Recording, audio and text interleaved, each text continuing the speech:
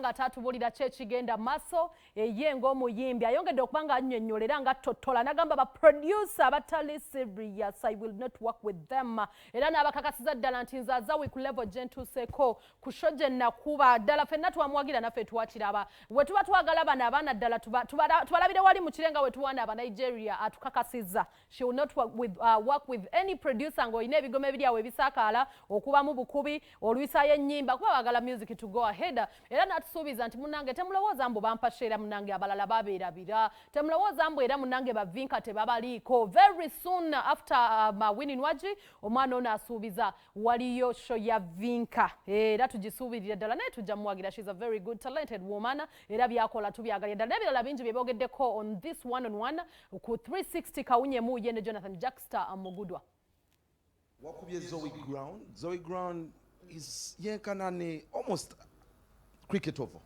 Yeah, almost. The size yenkana almost. Yeah, almost. So analysts are like, you at the climax of Ugandan music. What next for Azawi?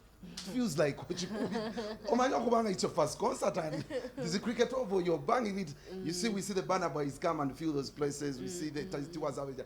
Now it is Azawi who did it. So what next? Yeah, of course.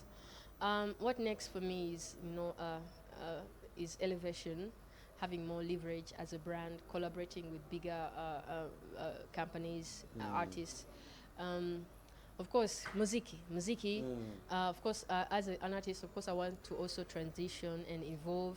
Sound jemba denkuba, tugenenga tukula, momutumberenga mwe chintu echenjawulo. And actually, it is one of the things I want to actually pass out to the people in the industry, to the creatives in the industry.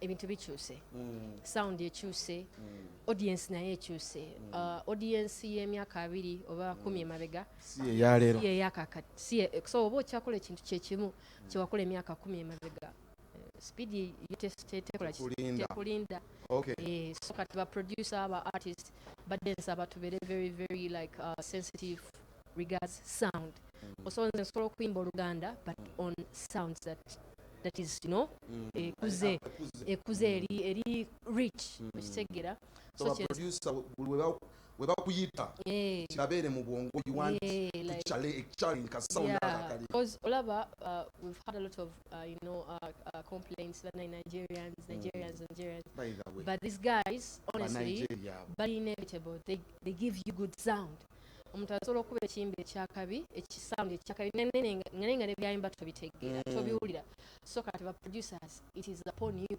kuba engoma ngeri clean nga sound yoyo nga tebajja mukuba mu kagundi avumbere ebintu ebisinga okunjankalanya sound embi like I don't really you're sensitive to very, that very very sensitive so yogedde kuba Nigeria bane bafukidde ensi batufukidde.